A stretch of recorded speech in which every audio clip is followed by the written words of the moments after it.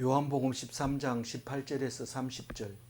내가 너희 모두를 가리켜 말하는 것이 아니니라. 나는 내가 택한 자들이 누구인지 알미라. 그러나 내 떡을 먹는 자가 내게 발꿈치를 들었다 한 성경을 응하게 하려는 것이니라.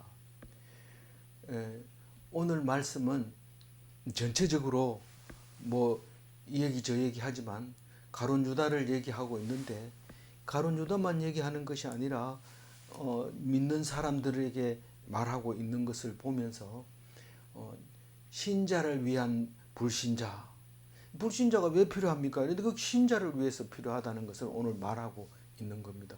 잊어버리지 말아야 될 말씀이죠.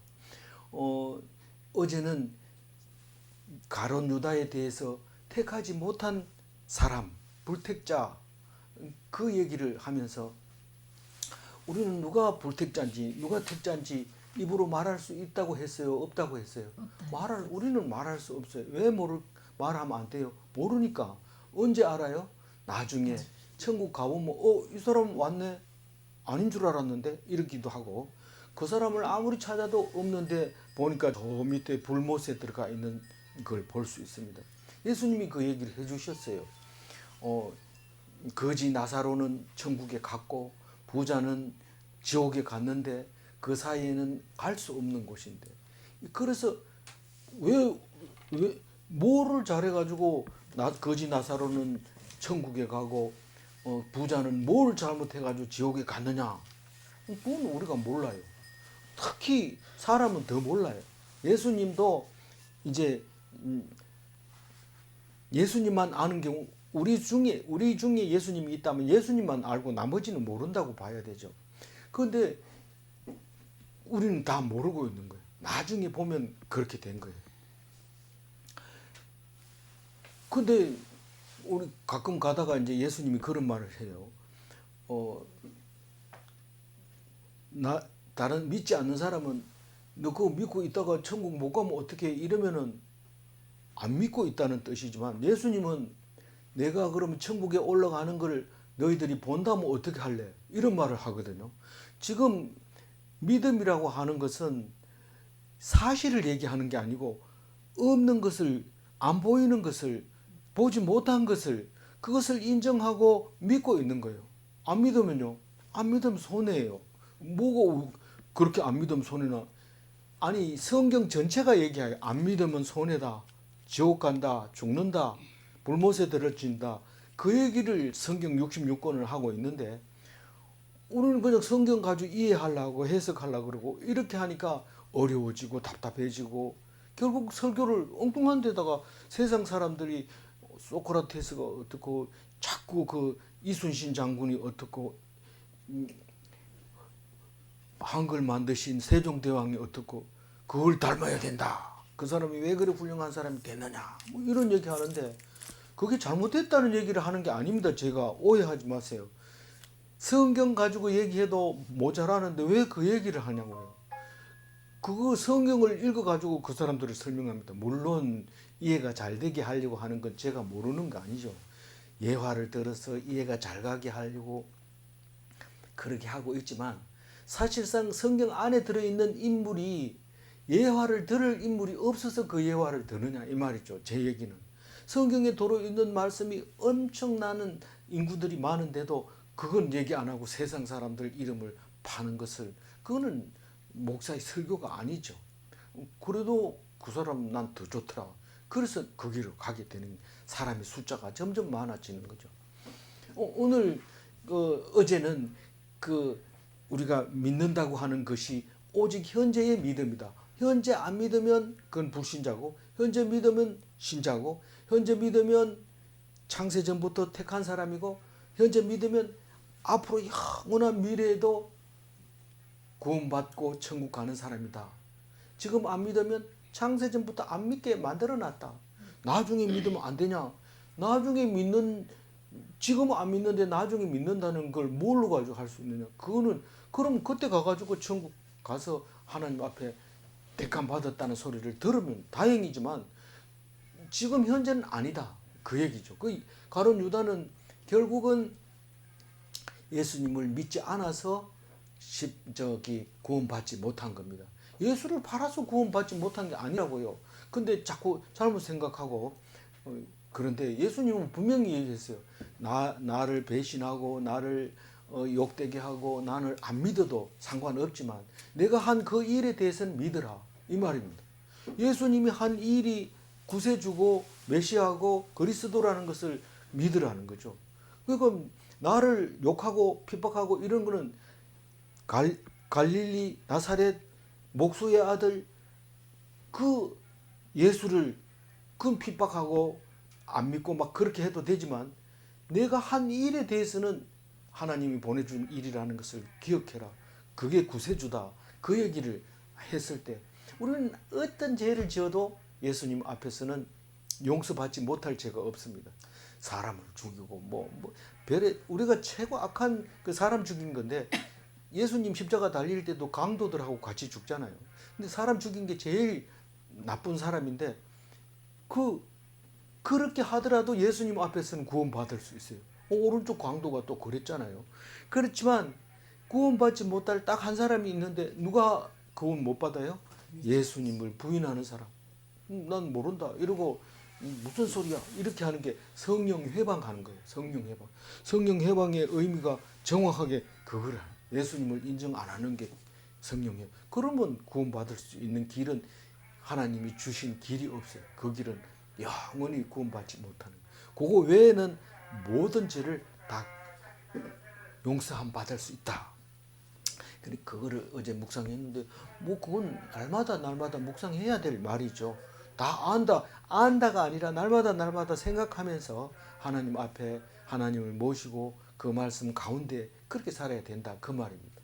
오늘 18절을 보면 내가 너희 모두를 가리켜 말하는 것이 아니니라. 무슨 말을 했길래 그래요? 너희들은 다 깨끗하다. 다 깨끗한데 그 중에 다는 아니니라. 이런 말은 모두를 가리켜 말하는 것이 아니라는 거예요. 다 깨끗하다는 게 뭐예요? 목욕했으니까 다 깨끗하다. 그게 뭔 말이에요? 세례 받은 사람은 다시 세례 안 받아도 된다 이 말입니다.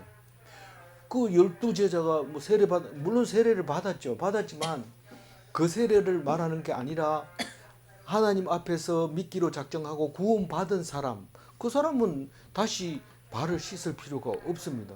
근데 발 씻는다는 게 뭐예요? 이건 날마다 씻어야 되는 거고 날마다 더러워지는 발이기 때문에 씻어야 되는 겁니다. 근데 원래 종이 씻어주는 거 아닙니까? 그래 종이 씻어주는 게 맞다. 그러나 너희들은 서로 씻어줘라 이 말입니다. 다시 말해서 서로가 종이 되라 이 말입니다. 근데 종도 아닌데 어떻게 종이 돼요? 내가 누구냐? 너희들이 주인이다. 내가 누구냐? 너희들이 선생이다.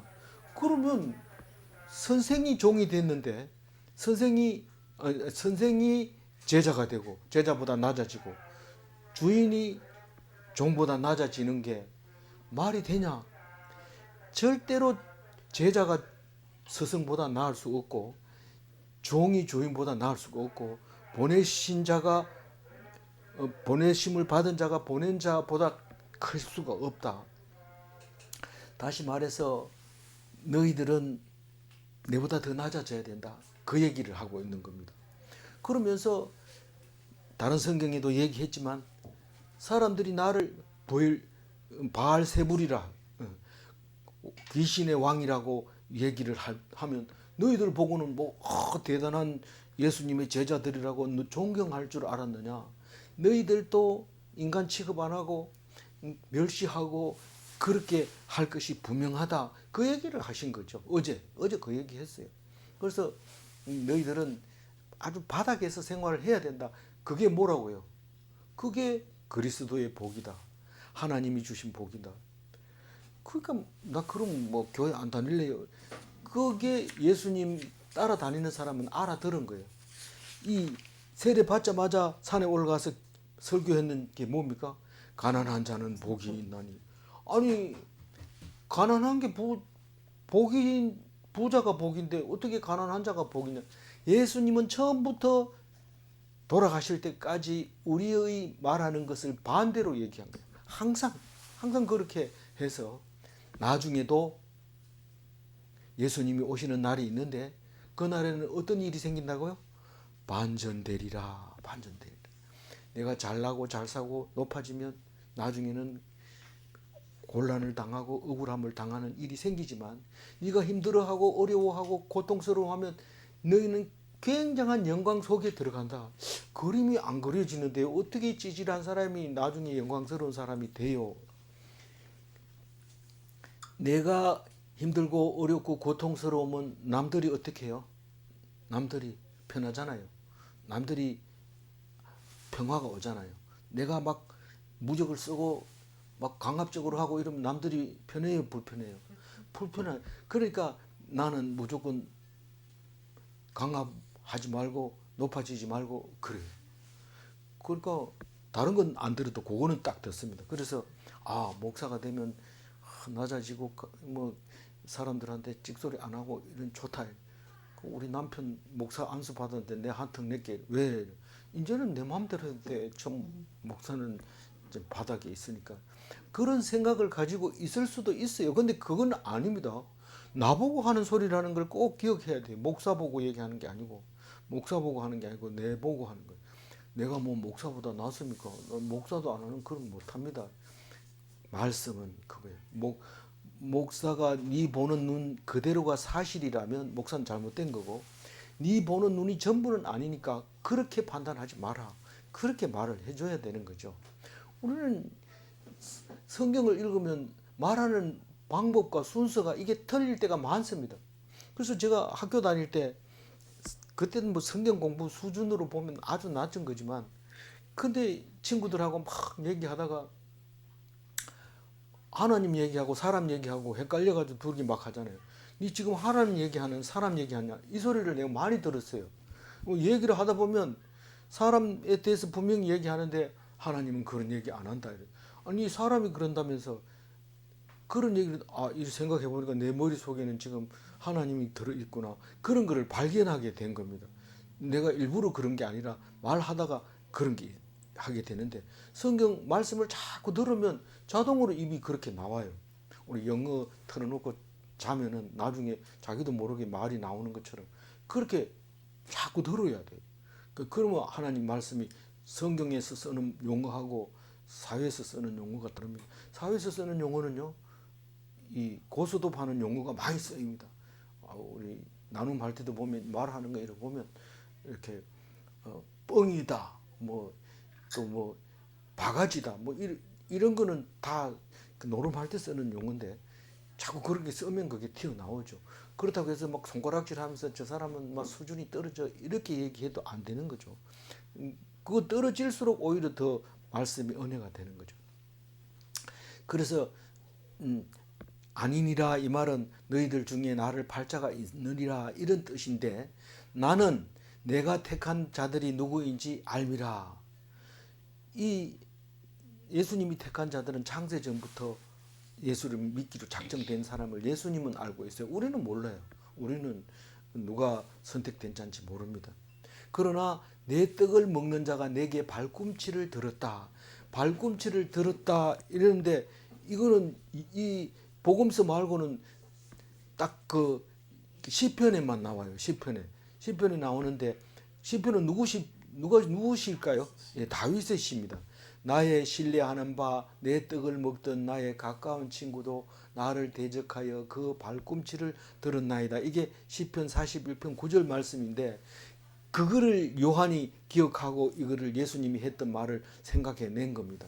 예수님이 내 떡을 먹는 자가 내 발꿈치를 들었다. 이 말은 원칙적으로 배경 주석을 보면 발꿈치를 들었다는 말이 모함했다, 또 멸시했다 이런 뜻을 가지고 있다고 해요.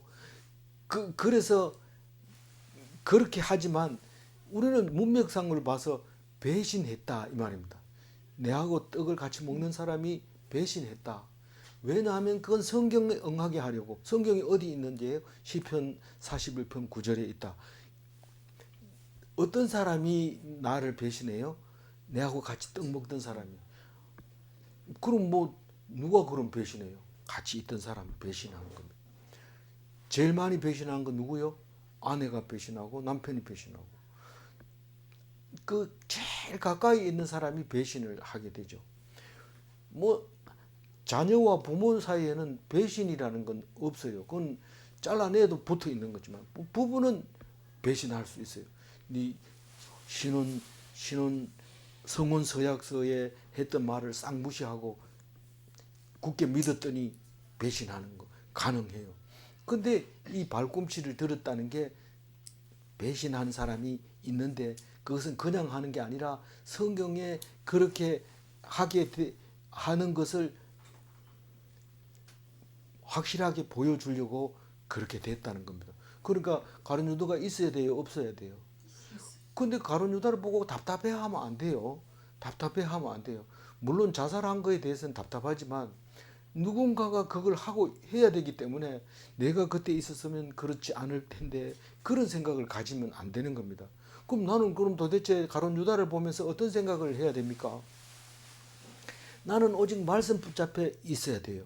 가룟 유다가 이 예수님을 파는 것도 잘하려고 한 거요. 그냥 배신하려고 한 거예요. 잘하려고 한 거예요. 그래서 예수님이 네가 하려고 하는 거 하라고 하죠. 허락을 해주죠. 그러니까 이 사람 생각에는 이게 확실한데 그걸 할까 말까 하고 있는데 예수님이 허락을 해버리니까 곧바로 가버리는 거예요. 곧바로. 근데 왜 죽어요? 예수님 말씀 그래 잘 들었으면 살아 있어야 될 거 아니에요. 그런데 자기 생각은 이거를 해가지고 돈을 많이 받아가지고 그걸 가지고 예수님이 어떤 일이 있을 때 미천을 바쳐주려고 그 돈을 벌었는데 예수님 신고하면 돈 얼마 준다고 했는데 반드시 줄 겁니다. 내가 받아오겠습니다. 그런 생각을 할 때 예수님이 허락을 해서 가서 받아왔는데 30세겔밖에 안 주는 거예요. 너무 작다는 거죠. 근데 주는 사람 마음대로지 받는 사람 마음대로입니까?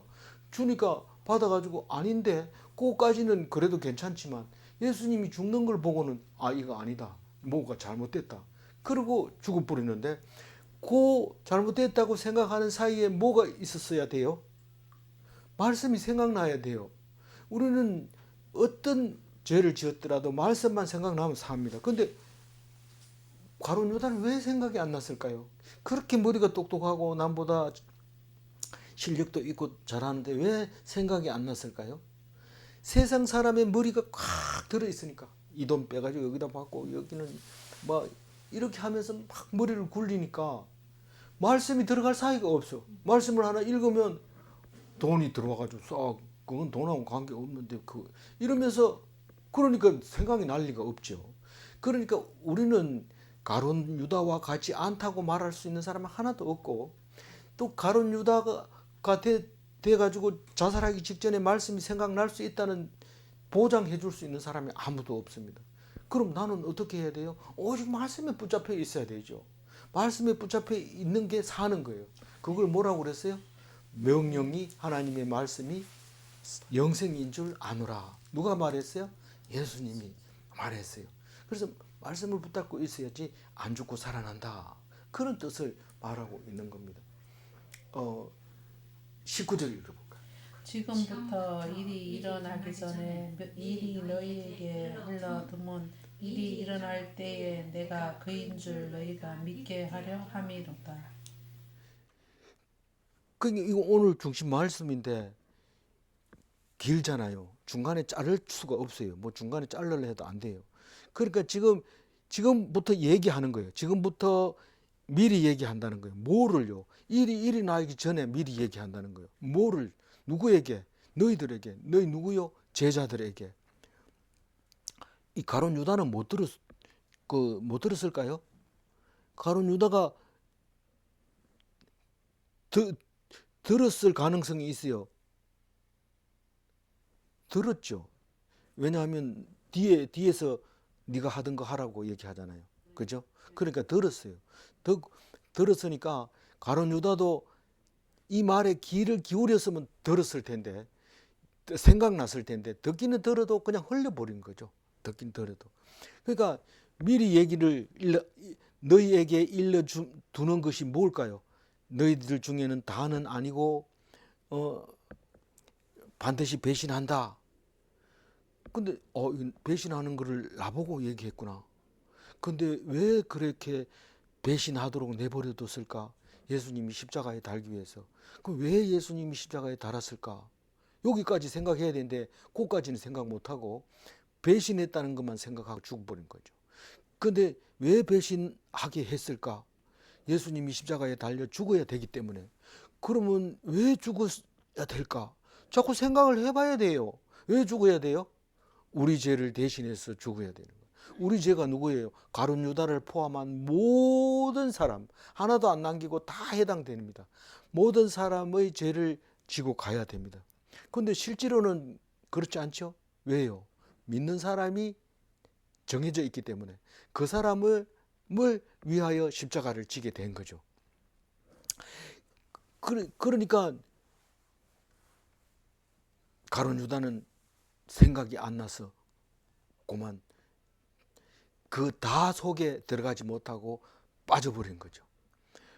내가 그인 줄 너희에게 믿게 하려 함이라. 믿을 새가 없이 가룟 유다는 죽었고 12제자는 예수님이 죽고 장사하고 죽은 자 가운데서 3일 있다가 살아나서 하늘에 오르시고 하나님 우편에 가시고 난 다음에 그때부터 믿기 시작을 합니다. 어떻게 알았어요? 보혜사 성령이 와서 그게 바로 나다 말함으로써 예수님이 성령이고 하나님이었고 그래서 그것을 믿게 되고 가룟 유다도 그때 그렇게 사용되어졌고 우리는 택자로서 영원히 천국에 가게 될 것이다 라는 것을 믿게 되는 거죠. 이 말을 했기 때문에 알아듣지, 이 말을 안 해놓으면 성령이 와도 성령이 와가지고 말씀이 생각나게 하는 게 성령이지 성령이 무슨 딴 역할을 하는 게 아니거든. 말씀이 생각나게 하는데 들어놓은 게 있으니까 말씀이 생각나는 겁니다. 20절 읽었습니다. 내가 진실로 진실로 너희에게 이르노니 내가 보낸 자를 영접하는 자는 나를 영접하는 것이요 나를 영접하는 자는 나를 보내신 이를 영접하는 것이니라. 뭐 알 것 같기도 하고 모를 것 같기도 하고 이렇지만 한마디로 얘기하면 하나님과 나는 하나다 이 말을 이렇게 하는 거예요. 안 그래도 하나님과 나는 하나다 이 얘기하다가 걸렸죠. 딱 붙들려가지고 신성모독이라고. 어떻게 사람으로서 네가 하나님과 하나라고 말하느냐. 그래서 죽이려고 제목을 이제 그 지명수배 해가지고 죽이려고 결정을 한 거죠. 그런데 또 그 얘기를 합니다. 얘기를 하는데 알아들을 것 같기도 하고 못 알아들을 것 같이 얘기하는데 믿는 자가 누구냐 하면 내가 보낸 자를 영접하는 자가 믿는 자다. 내가 보낸 자를 영접하는 자는 그러니까 내가 보낸 자는 누굴까요? 예수님의 제자겠죠. 예수님의 제자를 보냈어. 난 예수 이름으로 와서 너희들에게 말씀을 전한다.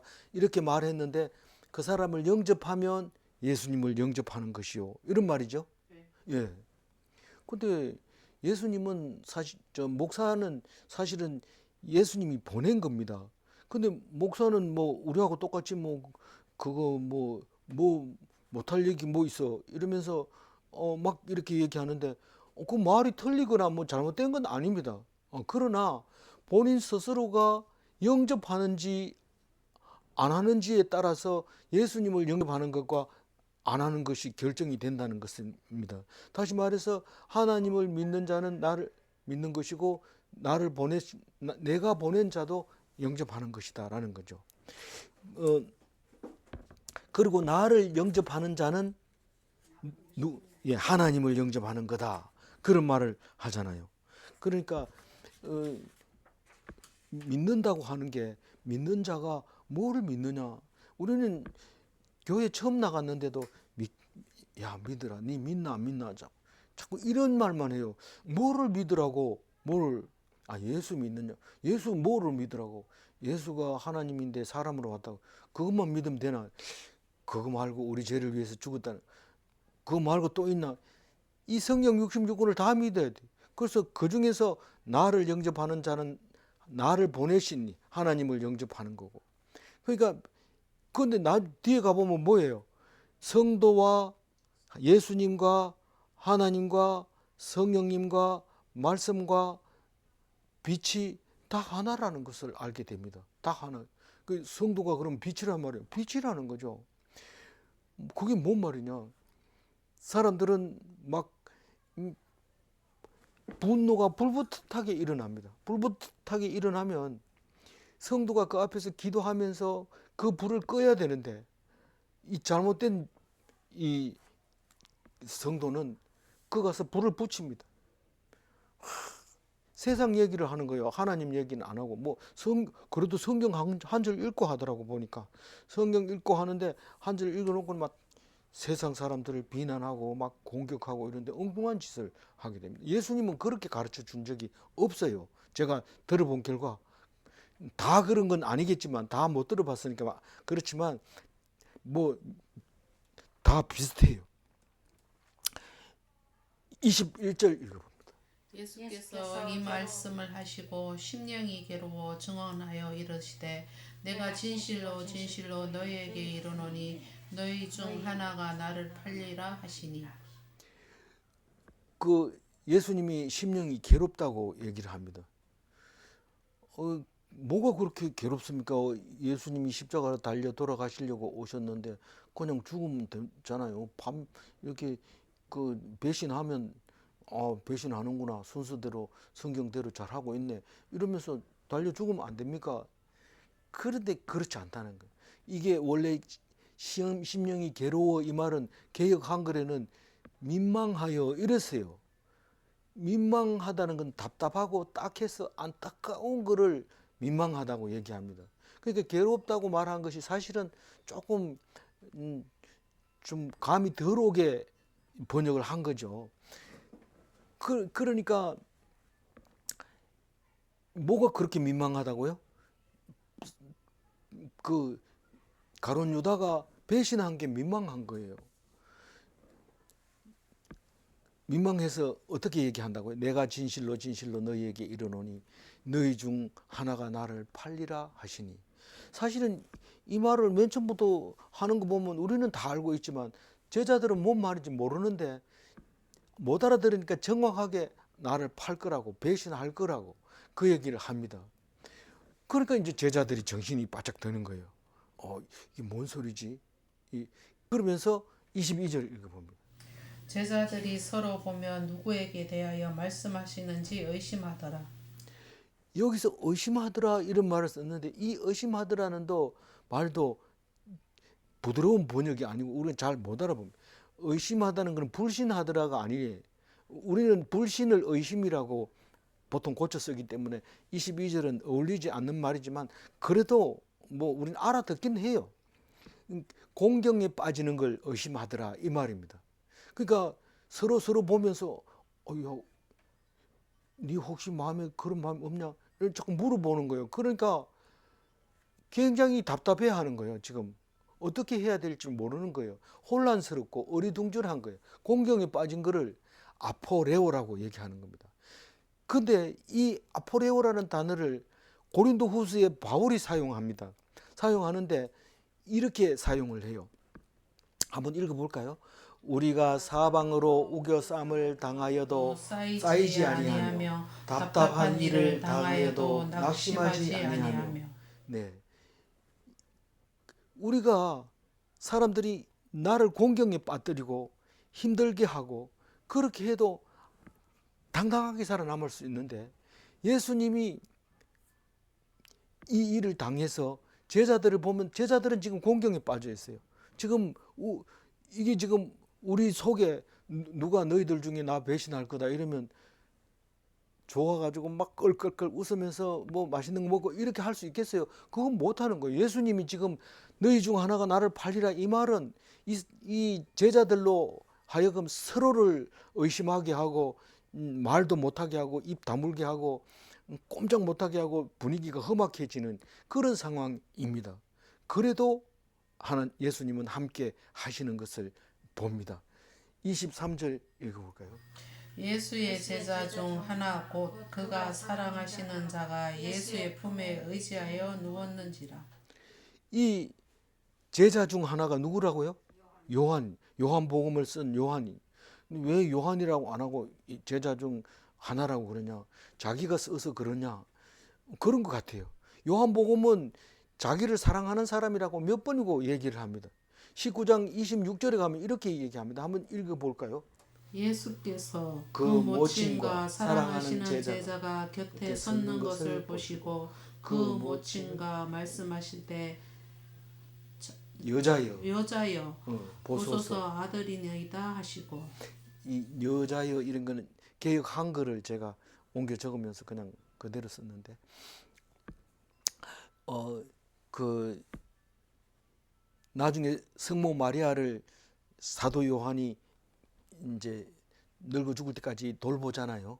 그거를 예수님이 언제 돌보게 해주시냐면 십자가에서 달려서 마리아를 보고 여자여 이렇게 부르면서 자기 엄마를 보고 여자여 이러면서 보소서 아들이니이다. 이거는 그 옆에 있는 사도 요한을 보고 그렇게 얘기한 거예요. 그러니까 사도 요한을 보고 했다는 걸 어떻게 알아요? 모친과 사랑하는 제자가 곁에 섰는 걸 보고 그 얘기를 했다 이 말입니다. 십자가에 달려 죽으면서 자기 뭐 하나도 안 아플까요? 얼마나 아프겠어요. 못이 찔려가지고 막 이렇게 숨도 제대로 못 쉬는 그런 상황에서 그 모친을 요한에게 부탁을 하고 이제 죽는 그때 사랑하는 제자라고 얘기하고 있습니다. 그거 말고도 20장에 가면 이제 부활하시고 말하신 걸 거예요. 한번 읽어볼까요? 시몬 베드로와 예수의 사랑하시던 그 다른 제자에게 달려가서 말하되 사람이 주를 무덤에서 가져다가 어디 두었는지 우리가 알지 못하겠다 하니. 네. 그러니까 자기를 표현할 때 베드로와 요한이 있는데 사람이 와서 주를 저기 예수님의 시체를 어디에 가지고 왔는지 모르겠다고 말할 때 그때도 자기 이름을 예수의 사랑하던 그 다른 제자 이렇게 표현을 했고, 또 21장에 가도 그런 말을 해도 한번 읽어볼까요? 예수의 사랑하시는 그 제자가 베드로에게 이르되 주시라 하니 시몬 베드로가 벗고 있다가 주라 하는 말을 듣고 겉옷을 두른 후에 바다로 뛰어내리더라. 그 그래가지고 그 있던 얘기 배 타고 가다가 예수님 만난 얘기가 지금 할 때도 자기 이름을 사랑하는 제자라고 이름을 나타내는데 오늘 또 그 얘기를 합니다. 그 최후의 만찬을 그림을 그려놓은 거 보면 예수님 옆에 누가 앉아 있어요? 이 사도 요한이 앉아가지고 고개를 예수님한테 이렇게 가슴에 기대고 앉아 있는 그 모습을 그림을 그려놨어요. 그걸 어떻게 그렇게 그렸을까요? 성경을 보고 그린 거죠. 그런데 한 번 그려놓으면 영원히 우리는 그걸 그냥 그대로 그림을 보고 있습니다. 그래서 이 그림이라든가 영화라든가 이런 것들은 참 영향력을 많이 미칩니다. 근데 성경은 많이 못 미치는 것 같지만 성경은 한없이 솟아나오는 샘물과 같아요. 펑펑 쏟아지진 않아요. 누가 성경을 보고 감동받아가지고 이러진 않는데, 그러나 그 속에서 나오는 진리의 말씀은 샘처럼 한없이 쏟아져 나오는 것을 우리가 볼 수 있습니다. 24절 읽어볼까요? 시몬 베드로가 머리짓을 하여 말하되 말씀하신 자가 누구인지 말하라 하니. 시몬 베드로가 머리짓으로 누가 그렇게 저기 배신합니까? 누가 배신합니까? 이렇게 말하라고 이 24절을 읽어보면은 우리 지금 막 읽으려면 어려워요. 근데 새 번역에서는 아주 다르게 번역을 해요. 말씀하신 자가 누구인지 말하라 이거를 살짝 여쭈어 보아라 이래 놨어요. 새 번역에서는 그렇게 해놨어요. 그러니까 뭐 다 흐름을 보고 이제 그렇게 놨는데 사실은 깊이 생각해 보면 이 말씀을 이렇게 표현해 놓은 그 의미도 있는데 우리 뭐 그렇게까지 깊이 들어갈 필요 없이 그냥 넘어갑시다. 왜냐하면 나중에 또 묵상을 해야 되니까요. 25절 읽어봅니다. 그가 예수의 가슴에 그대로 의지하여 말하되 주여 누구니이까. 그러니까 요 25절을 보고 그림을 그린 거죠. 가슴에 누워서 누굽니까? 라고. 다른 사람은 저 죄송하지만 지금 방금 하신 그 말씀이 이 12사람들 중에 하나라고 말씀하셨는데 누구신지 말씀해 주시면 안 되겠습니까? 이 요한은 그래 안 합니다. 주고 누구예요? 주여 누구예요? 이렇게 간단하게. 그만큼 둘이 막역한 사이였던 거죠. 예수님과. 그래서 요한복음을 쓸 수 있었고 요한계시록을 쓸 수 있었고 요한 1, 2, 3서를 쓸 수 있었던 거죠. 그렇죠? 네. 26절을 예수께서 대답하시되 내가 떡 한 조각을 적셔다가 주는 자가 그니라 하시고 곧 한 조각을 적셔서 가로 시몬의 아들 유다에게 주시니. 우리말로는 그 가롯 이런 말이 잘 안 쓰가니 해가 잘 안 들어가는데 가롯이라는 거는 동네 이름을 말하잖아요. 그래서 동네 이름은 시몬 유다 때문에 동네 이름 사라져 버리고 말았던 것 같아요. 이 동네 나쁜 사람이 났으니까 동네 이름이 없어진 것 같아요. 그래서 떡 한 조각을 적셔다가 주는 자가 그니라. 사실은 다른 데를 보면 예수님이 떡을 먹기 위해서 초에다가 이렇게 찍잖아요. 그렇게 그 찍을 때 이 가룟 유다도 같이 찍었던 거죠. 그러니까 가룟 유다가 찍을 때 예수님이 이렇게 같이 찍는 그 장면을 26절처럼 그렇게 얘기를 했는데 다른 사람이 다 나는 아니죠, 나는 아니죠 이럴 때 마태복음에서는 분명하게 적어줍니다. 유다가 뭐라 하는지 마태복음 26장 25절에 분명하게 얘기합니다. 읽어보세요. 예수를 파는 유다가 대답하여 가로되 랍비여 내니이까 대답하시되 내가 말하였도다 하시니라.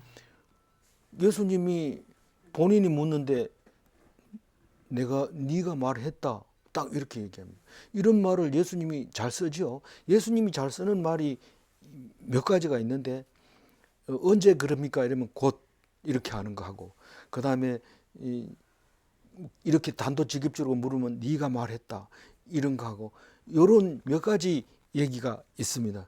그래서 그것만 잘 예수님이 잘 쓰는 말만 잘 들어도 우리는 굉장히 구별된 삶을 살 수가 있는데 속이 답답해서 안 되죠. 조금만 있어봐 이렇게 얘기하죠. 근데 점잖게 곧 이렇게 하면 이제 그 속에 뭐 온갖 시간이 뭐 엄청 긴 하나님의 시간은 우리 곧하고 다르죠. 엄청 길 수도 있고 또 더 순간적일 수도 있고 그런 거죠.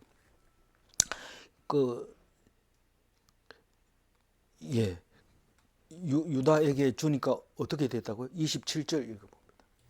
조각을 받은 후 곧 사탄이 그 속에 들어간지라. 이에 예수께서 유다에게 이르시되 내가 하는 일을 속히 하라 하시니.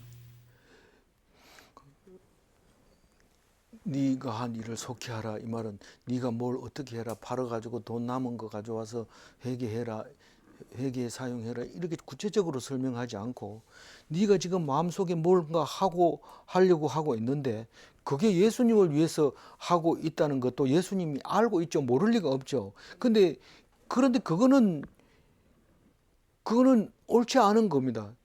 그 일을 해가지고 자살한다면 나지 않는 게 더 나은데, 그렇지만 사탄이 역할이 그거기 때문에 그걸 허락해 주는 것은 예수님이 하고 말고 하지, 허락하는 거 말고는 자기가 해야 되는 거죠. 사탄이 들어왔는 거를 허락을 해 주는데, 원래 예수님이 그 십자가에 안 달리려면 허락하지 말아야 되죠. 네가 내 제자인데 무슨 그런 생각을 하냐, 네 생각을 바꾸라 이렇게 해야 되는데, 허락하는 이유가 뭐예요? 하나님이 너는 그 일을 위해서 왔고 네 그 일을 지기 위해서는 이런 일이 반드시 배신하는 일이 일어난다. 그러니까 그거를 예수님이 믿고 있었고 알고 있었기 때문에 허락을 한 거죠. 속히 해라. 이젠 뭐 저녁 때가 됐으니까 가야 되죠. 이 사탄이 하려면 해야 되고 안 하려면 안 하는 거고, 그런데 허락을 합니다. 근데 사탄이 그 속에 들어간지라 이러면 속에 어디 있는데요? 마음속이겠죠. 근데 이 마음이라는 얘기는 이미 이 앞에 나왔죠. 2절에 우리 지금 13장 하고 있는데 13장 2절에 마귀가 벌써 시온의 아들 가룟 유다의 마음에 예수를 팔려는 생각을 넣었더라. 이 마음을 넣었는데 이번에는 사탄이 그 속에 들어가 버린 거예요. 예수님을 믿을 마음이 생겼는데 예수님이 와가지고 활동하고 능력이 나타나는 것이나 마찬가지로 사탄이 점 찍어놓고 이제 작동을 시켜놓고 시동이 걸렸는데 허락을 하니까 사탄이 쫙 들어가 버린 거예요. 우리 예수 믿는다고 작정만 해놓으면 능력이 나타나는 게 아니잖아요. 믿고 기도하고 이러다 보면 기도했더니 이런 일이 있어놨다. 그리고 막 그 기뻐하고 그런 것처럼 그렇게 이제 사탄이 들어갔어요. 그러니까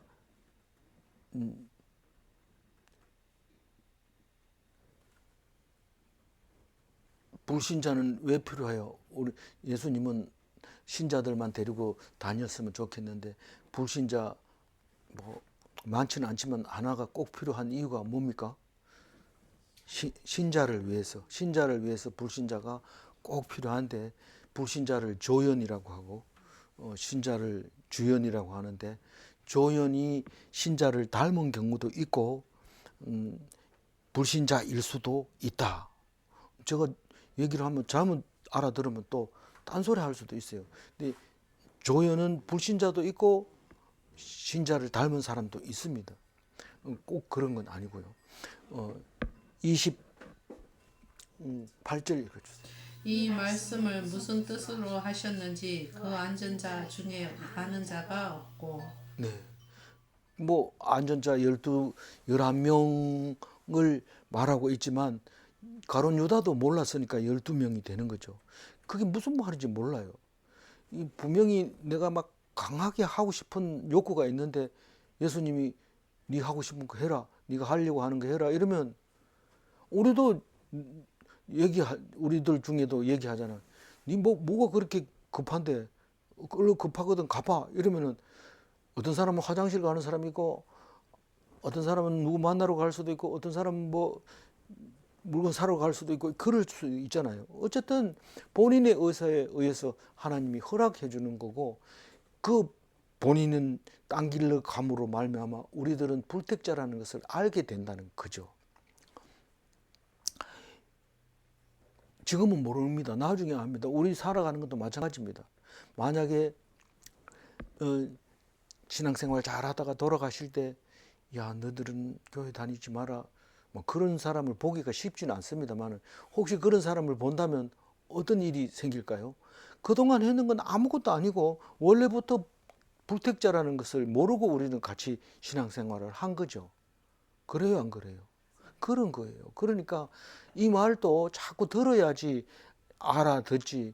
안 그러면 자꾸 사람을 의지하고 그 사람이 그럴 수 있느냐. 지금 도저히 사람으로서 할 짓이 아니다. 사람은 원래 안 믿잖아요. 예수님은 사람을 안 믿어요. 다 아니까. 다 아시고 사람을 의탁하지 아니했다. 그 얘기를 하잖아요. 그럼 누구를 의탁해? 당연히 예수님을 의탁하고 하나님을 의탁해야 되죠.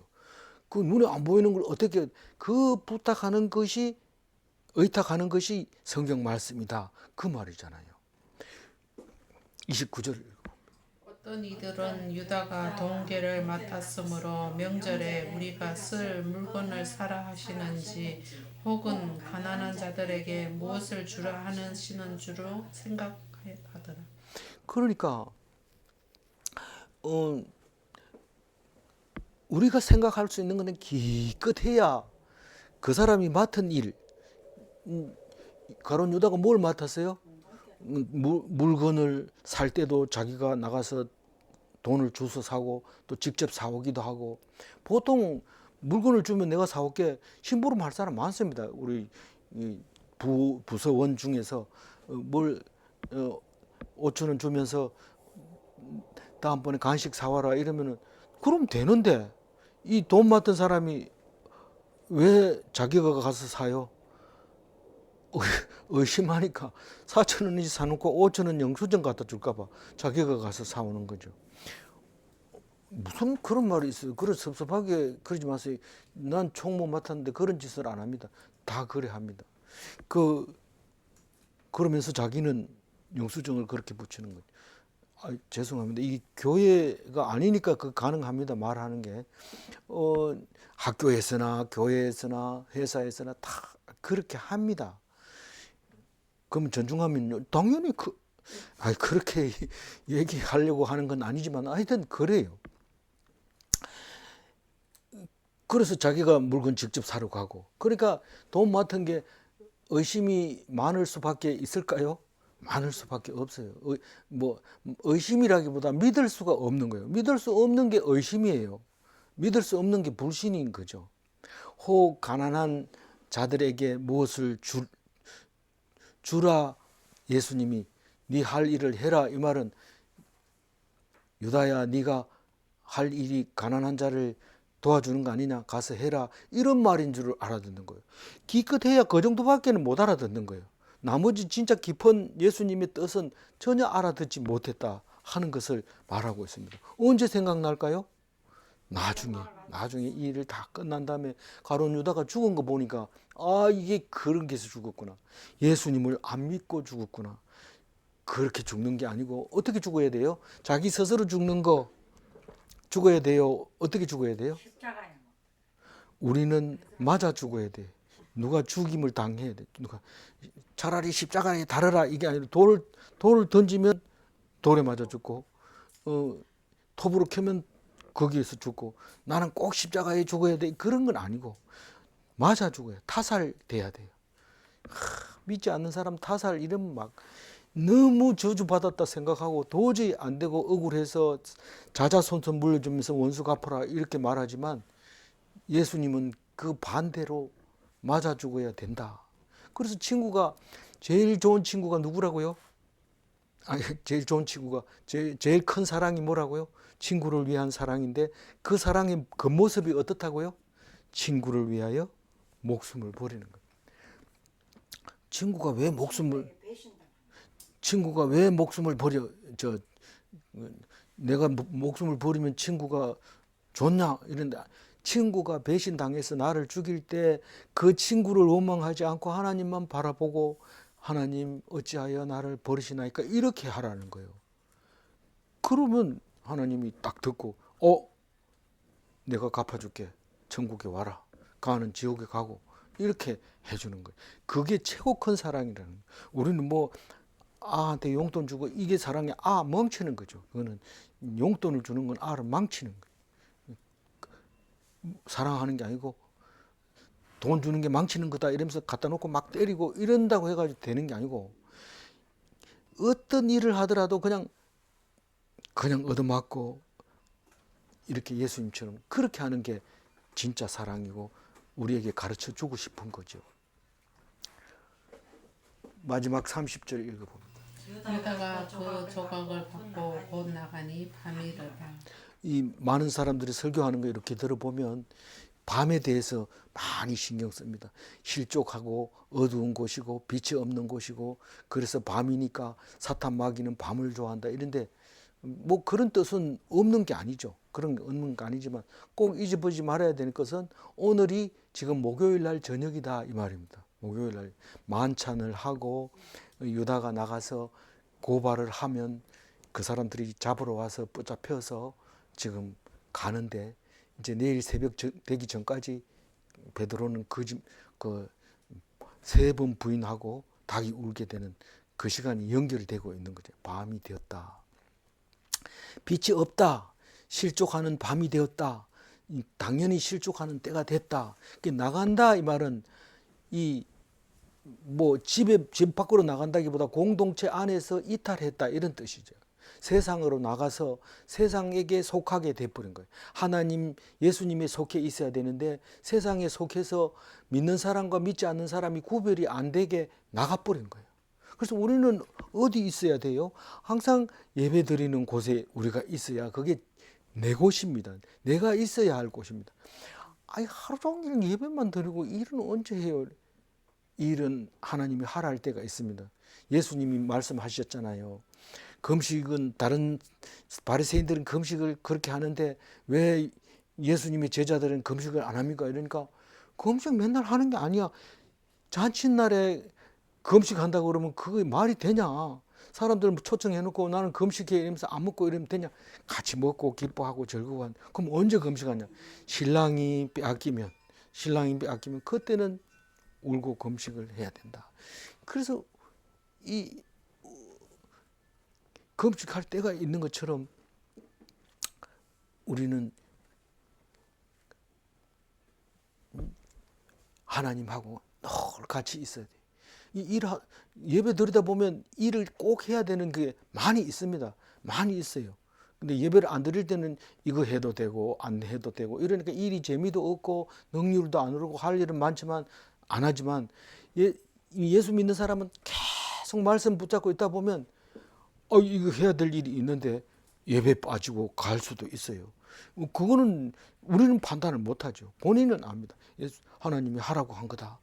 그렇게 하니까 걱정하지 말고 예배만 집중적으로 하시면 절대로 안 굶어 죽게 해 주십니다. 믿으시기 바랍니다. 네, 감사합니다. 19절 읽고 마무리하겠습니다. 지금부터 일이 일어나기 전에 미리 너희에게 일러두면 일이 일어날 때에 내가 그인 줄 너희가 믿게 하려 함이라. 우리는 현재 일을 알 수 없습니다. 왈가왈부 할 수가 없어요. 나중에 지나놓은 얘기는 할 수 있어요. 현재를 안다고 하면 죄가 있는 것입니까? 현재를 안다고 하면 그건 죄가 있는 겁니다. 그래서 현재는 모른다고 그래요. 그럼 누가 언제 아냐? 예수님이 가르쳐 줄 때 아는데 언제 가르치냐면 그때 알 거다. 그때가 언제냐? 곧 온다. 그렇게 얘기를 해야 됩니다. 질문합니다. 예수님의 말씀은 일이 일어난 후에 알게 되는가? 네. 두 번째 질문. 알 수 없는 말씀을 잘 들은 사람은 믿게 되는가? 네. 알 수 없다고 그냥 쓸데없는 말을 한다 하지 말고 잘 들어주시는 참된 그리스도인이 다 되시기 바랍니다. 하나님 아버지 감사합니다. 가룟 유다를 통해서 믿는 자를 위해서 보내주셔서 감사합니다. 그렇다고 믿는 자를 위해서 배신했다고 가룟 유다가 잘한 것은 아니고 정말 나지 않은 만큼만 못한 그런 가룟 유다이지만 그러나 하나님께서 예정하시고 믿음이 없는 자로 찍어주신 것을 생각할 때 하나님 오늘 하루 하나님을 믿게 해주셔서 감사합니다. 영원한 천국에 들어갈 수 있는 것을 감사합니다. 주님만 의지하며 주님만 바라보는 참된 그리스도인이 되게 하여 주옵소서. 늘 세상 걱정했고 늘 사람들을 미워했고 늘 사람들을 원망한 것을 용서하여 주시고 오직 마지막 날 그 미워하던 그 사람이 아니었으면 내가 이 길로 가지 못했을 뻔했다.